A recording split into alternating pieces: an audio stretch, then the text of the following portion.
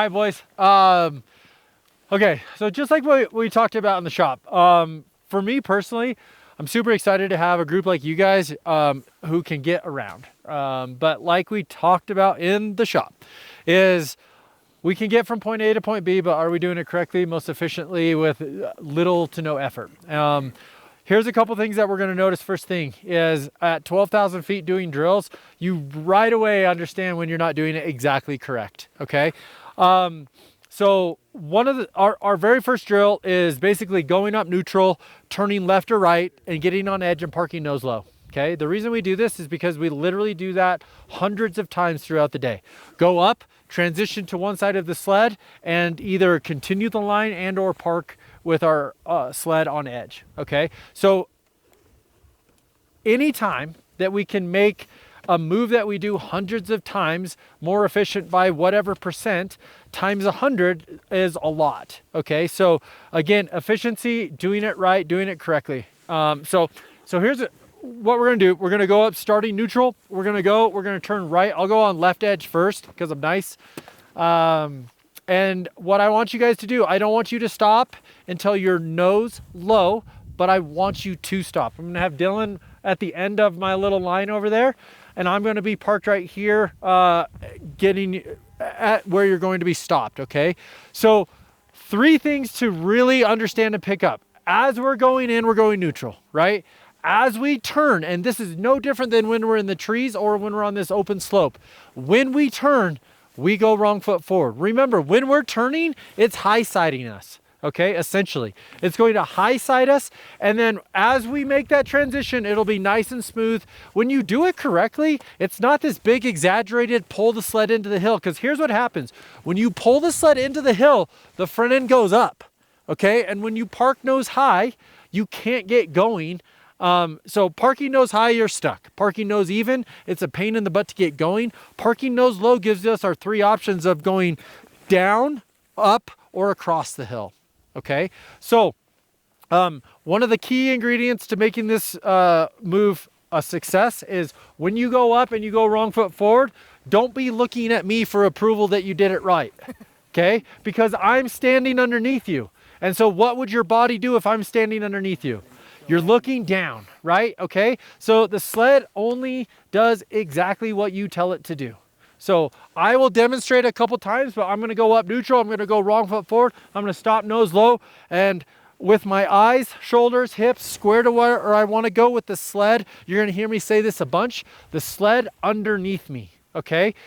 When the sled is underneath me, it's holding itself into the hill, that 10 degrees that we talked about this morning, right? 10 degrees into the hill instead of 10 degrees away from the hill, and the sled is wanting to fall down.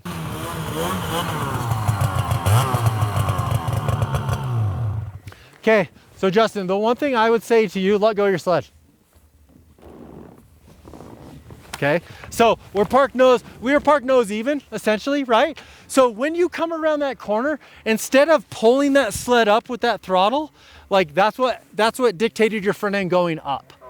Okay, so instead, just let that thing like literally roll around that corner, maybe a little. Like when you do it right, there is no blip of the gas or anything. You just roll around that corner, and then you're counter steered, and then it's literally just flopping that shoulder over, looking square that way, and that sled literally falls right here. Did I blip it?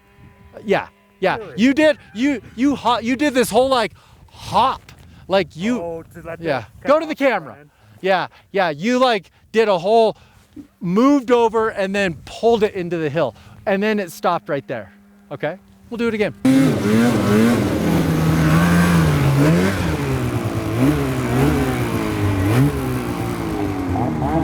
Hey, Corey, you hear me? that was awesome, but just remember, you're doing the same thing Randy does. When you guys turn, you're like literally looking right here. Just square that up. Yeah, just head up. I love that transition was way better. It was, the timing was right instead of being way early down there. Okay? Don't look down, look up.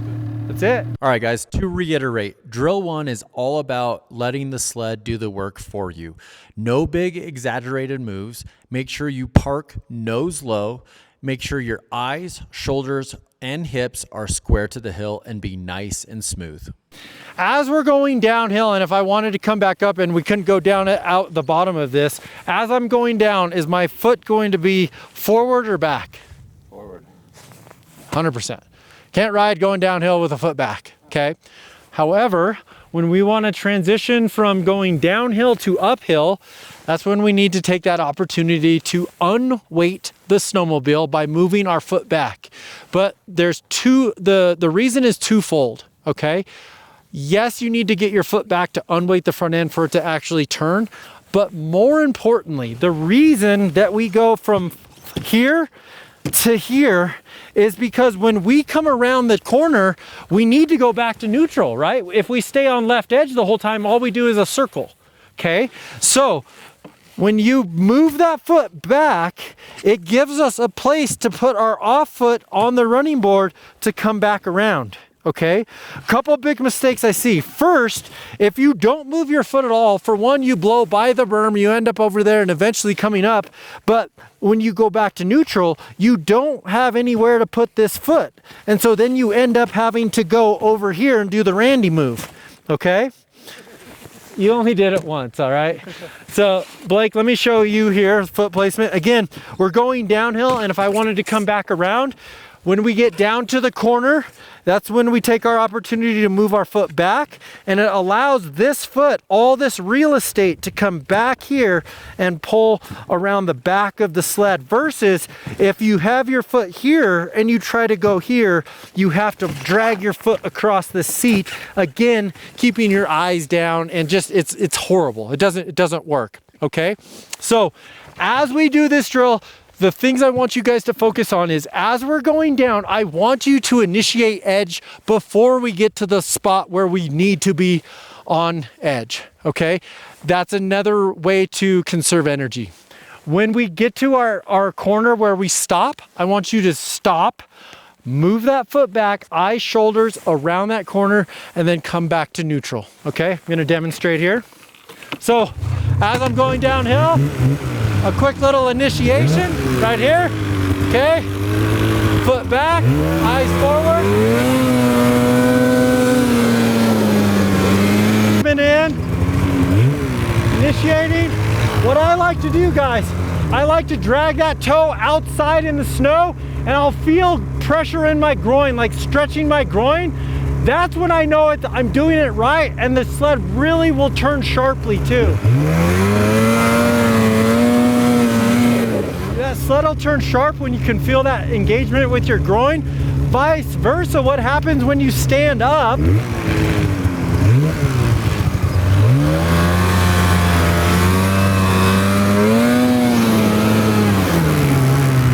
It doesn't help you with your exit, okay? When we get into that position of foot back, body forward, stretched out like this, almost like doing a powder turn, it allows you to carry that momentum out of the corner. And again, in the trees, that's the key to be able to get that speed to get going uphill. All right, guys, 3 simple steps to completing the circle drill. Step number 1, as you're going down, you want to initiate on edge prior to getting to the corner. Once you get to the corner, you want to take that step back, which unweights the front end. But more importantly, you want to look around the corner and not at the corner, so you can carry momentum around the corner and getting back to that position of neutral to proceed up the hill. The common mistakes we see with riders who are trying to transition from going downhill to uphill are these 3 things. First and most importantly are the eyes are down. When eyes are down, you can't rotate around the corner and transition from wrong foot forward back to neutral. We also see improper foot placement. When you don't move that foot from forward to back, it does not unweight the front end and the sled does not want to rotate. And then lastly, not looking around the corner. I hate to sound like a broken record here, but if you do not look around the corner, you blow past the point where you were wanting to turn, and it makes your transition from wrong foot forward back to neutral late. It doesn't matter how you get up there or how long it takes to get up there. The goal is to get up there. No different than in the trees, okay? So even if you have to stop at every switchback to take a breath, pull that foot back, look around the corner, just like we did on the circle drill 50 times down there. That's what it is. It's a circle drill, right? Going up, essentially. But as soon as you go past that point of, well, you know what happened, right? Eyes were down. So Nate ended up way over there. Totally blew the corner because never looked around the corner. So got to the corner, and especially the way that hill faced, it was that wasn't like a perfect S-drill hill for sure, but it was doable. Okay, so just remember, it's no different. We look around the corner, park, take a breather, move that foot back and go around. So with me going like back through there with all of you guys a mess in there, it was still the exact same speed. Super slow. That's what I noticed. Like if I would critique Dylan some, he is way too much on here. Just way too much. And so like what happens is he gets all whiskeyed out of the corner and then has to really get over quick and I'm just like kind of chuckling like, look at the young buck using all the energy, right? Like that's what happens. But he needs a 650. He needs a 650. So, and then also one thing that is extremely key in that, especially as you get steeper on the hill, is to get that foot even farther forward, get your body further away from the sled so it wants to come around. And when you make that turn, it is wanting to high side you to get you back over to the other side of the sled. But the only way all of that works is to go back to step one of the eyes looking around the corner. Okay, so wrap that up is this. Don't look at the corner, look around the corner.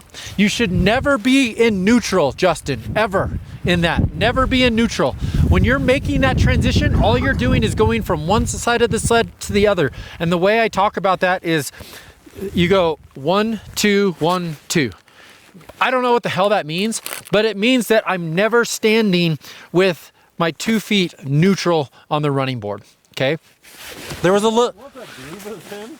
Like you just neutral and you just go around the groove. Like you just keep riding the groove up. Yeah, but all that. I mean, I know you're not supposed Yep, to, and I get that. Groove, like, but here's what happens when you go ride neutral in the trees. So put that in the trees, okay?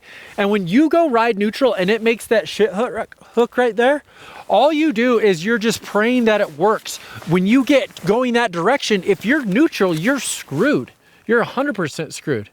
You have to be able to go over to wrong foot forward to get that sled to exactly to go back up. What I would say, what happens when you're neutral, when you turn a direction, especially in the trees, is the only way to side hill neutral is this. You can't go slow and in control, or you can't anticipate something under the snow, an old track. You can't change a direction of going back the other way either, right? Like that's the other thing. You just are going to run out of real estate because you're side hilling the exact same way in neutral going across the hill. And in like that's maybe what happened to you right there, Stephen.